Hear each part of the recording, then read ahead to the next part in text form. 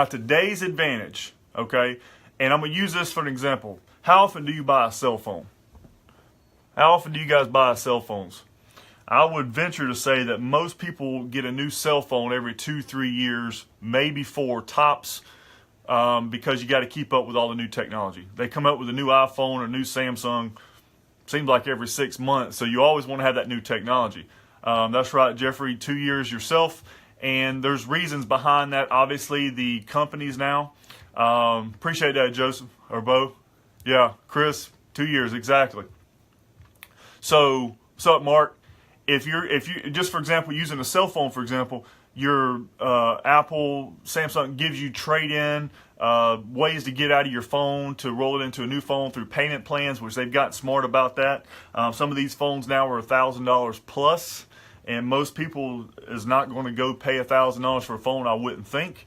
So every 2 years, guess what? They give you the opportunity to trade. Why? Because they want to keep you in their product, so they're giving you reasons to do that. Okay, so using that for example, if your phone changes every 2 years as far as technology goes, and they're updating technology all the time, wouldn't it make sense that you want to keep that same technology and keep up to date with your vehicle?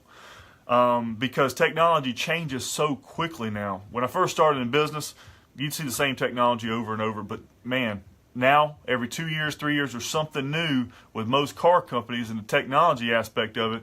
You definitely want to keep track of all that, and you want to have the newest, the best, the fastest, everything. That goes for your cell phone, television, computers, whatever the case may be. You typically want to run out and get that. Now, most people go out and spend, $500 or $1,000 quick on a television if it's a new technology.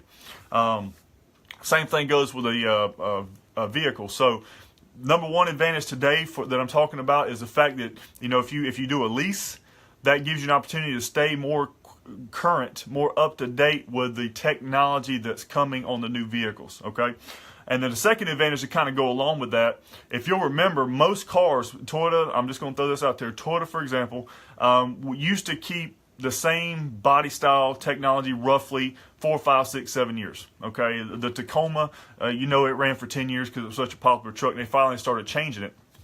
So knowing that, if they're going to change more frequently now as far as body style, comfort features, options more frequently, it would make sense to probably lease that, because at least that way you're almost guaranteed to stay in the technology, stay in the new body style all the time when you're talking about going into a new vehicle. What's up, Francisco?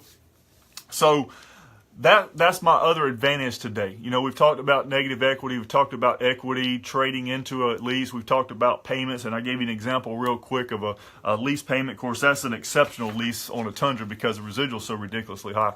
But the advantage today I'm talking about, much like your cell phone, you want to keep up to date with that technology. Me, for one, I do, because I do a lot of videos, I do a lot of pictures, I do a lot of social media stuff. I do all my email and I do all my stuff through my phone. So I've got to have that device that I can carry with me that's going to be dependable, and I can keep up to date with all the new technology. Okay? Same thing goes with a car. If you're purchasing a vehicle, traditional purchase, typically that note now is 72 months. Some 75 months, some 84. But the longer you carry that term out, the longer you got to keep that car, especially if you don't want to trade negative equity, because most of your negative equity, you're going to have it still within 2 to 3 years for sure. So if you're considering a purchase versus a lease, those are some things so far that you can take in consideration if you want to buy a new car. If you're one like me and you like to have a new car every 2, 3, 4 years, what's up, Sean Hayes? Great video this morning, man. If you're one that wants to trade every 2, 3, 4 years like myself, leasing is the option for you. I promise you. Unless you're going to mile it up, there's really no disadvantage. And I'll go over some disadvantages at the end of my last thing this week. But today's advantage, okay, there's twofold here. Much like a cell phone, you get to keep up to date with the new technology. And the car companies now are having to change things more frequently to keep up with the competition, because guess what? There's more competition now than there ever has been in the car business, and everyone wants to have the top model. Everybody's gunning for Toyota. We know that.